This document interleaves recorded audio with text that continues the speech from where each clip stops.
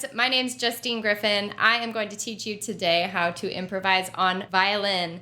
And this doesn't just go for violin. These same techniques can be used for other instruments like guitar or piano. The techniques are going to be pretty much the same. The idea that I'm going to teach you is based off the major scale, and that's how I learned how to improvise. We're going to start with some backing tracks that I've made, and we're going to play the scale over top of them to kind of get a feel for the notes that are okay or are going to sound harmonious within that key. No matter what the chords are in this key, they should sound pretty good. So this first track we're going to start with is in E major. So we're going to play the E major scale just going up to the top in first position on the D and the A string.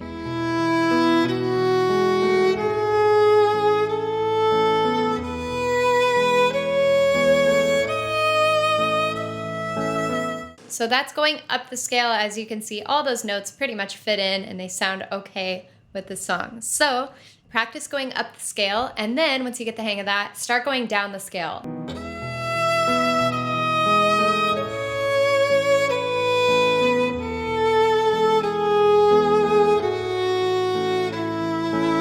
Okay, so that's the major scale. If you go up and down that scale, practice that back and forth until you feel really comfortable with just that scale. So root notes, this is gonna be the second level of improvising. What you wanna do is find the root notes of the song that you're playing. And in this case, we're doing a backing track that I made that uses E major, A major, F sharp major, and B major. So we're gonna follow those chord changes and only play the root notes, which means basically just the name of the chord.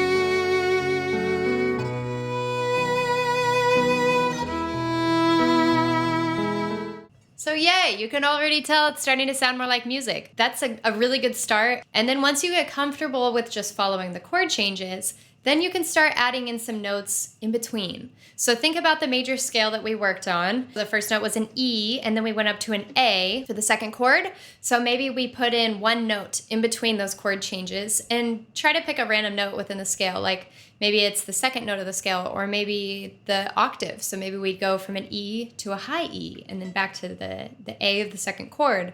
And just play around with doing different notes from that scale in between the chord changes.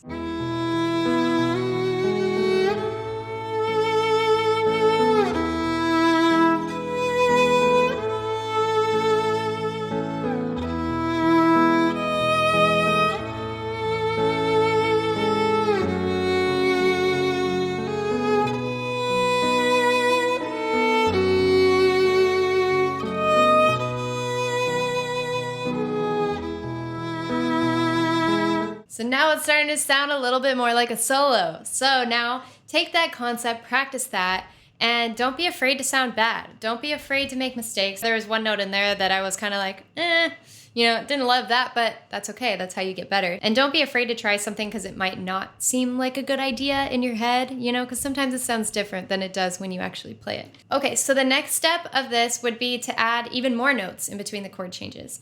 Our first chord was E major to an A major. So maybe we walk from E to F sharp to G sharp to A. Like we walk up the scale to that A. Maybe we add a couple notes after that before we go back to the E. So you're going to progress over this by adding more and more notes kind of randomly from the scale and just play around. And you can even repeat notes as well. Like maybe you do 2 E's before you go to the A, or, an E to an F to an E to an A, and play around with just kind of mixing and matching.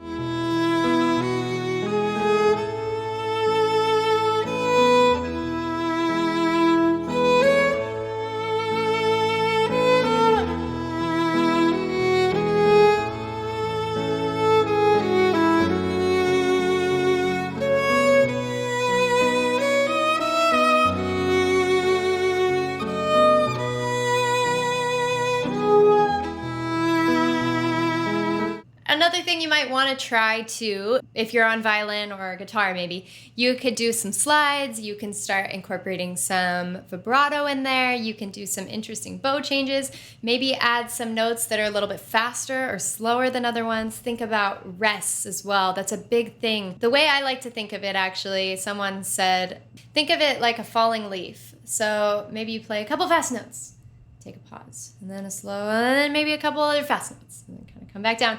And it makes it sound so much more musical and less robotic and more beautiful, really. If you just think of this slow, take a rest, speed up, speed up, speed up, slow down, and think of it like a falling leaf. That will help a lot with trying to avoid it sounding like a scale, because you don't want it to sound like the scale. You want to just take those ideas and pick out certain notes and skip notes here and there.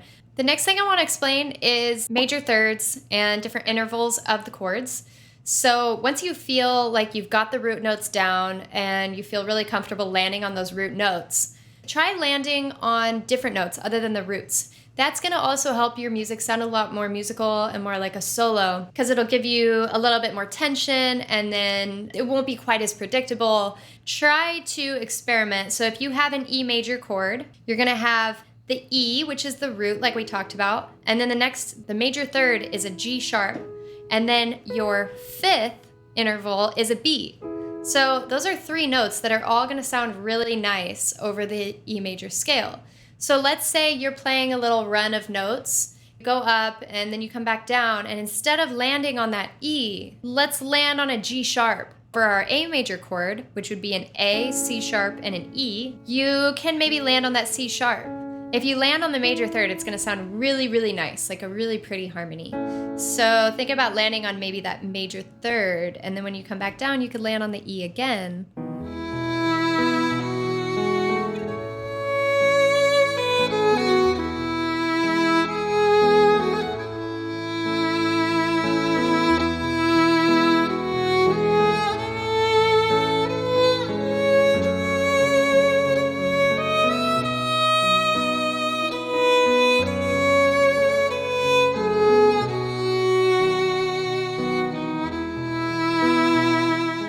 So if you noticed, sometimes I landed on the root notes and sometimes I didn't, and I landed on those major thirds or the fifths, because that kind of creates a little bit of harmony within your solo against this backing track. So play around with using the major thirds and the fifths of the chord and just land on those different ones. If you aren't sure what the major third and the fifth is of those chords, just Google it. You can find a diagram on piano for every chord out there on Google. Do that, figure out what the note is, and try landing on those different notes within those chords and see how that sounds. The last thing I want to talk about with improvising is training your ear. A big thing of what I did when I was first starting to improvise is I would look up songs that I like to listen to. So, my favorite song. I would look it up. It has lyrics. Okay, that's fine. So I would just play over top of it. Just try to find notes that sounded good. And a lot of the times they sounded terrible. And that's okay. And that's how it starts. You just have to keep trying. Keep looking for notes. Keep just noodling around, playing all the different scales that you know. Or literally just walk up all the notes that you know on violin or your instrument and try to find one that sounds good, and then play some notes around that note that maybe also sound good, and just kind of noodle around until you find what sounds good to you. And that's going to develop your ear. It'll make it really easy to just jump into a song like that and start improvising if you practice this. It takes a long time, but spend the time training your ear, jumping into a song, and you'll be able to solo over any song, and it won't matter what the key is. You'll just know what to play. Also, don't be discouraged if it doesn't sound good right away, because it does take time. It takes a lot of practice of listening to the song. And a lot of songs are complicated too. They have really complex chord changes. And so if you find a song that's maybe a little too complex, try a different one. So I would maybe go for like a pop song with a chord progression that kind of repeats, that doesn't sound too jazzy. Just see if you can kind of play along with it. The more you do this, the better you'll get, the faster you'll get at finding the key. After a while, you'll just be able to listen to any song and just start playing along with it. So the biggest thing I can say is keep practicing. Don't get discouraged. Just know it takes a lot of practice, a lot of time, but you will get better. Thank you so much for watching my tutorial video. If you enjoyed this, don't forget to like my video and subscribe to my channel. I have other tutorials as well on my YouTube channel and some music content, actually some improv videos if you're interested in watching some improv. You can also find me on Twitch. I live stream there 3 days a week. The links and everything will be in the description box below this video. Don't give up, keep practicing, and I'll see you in the next video.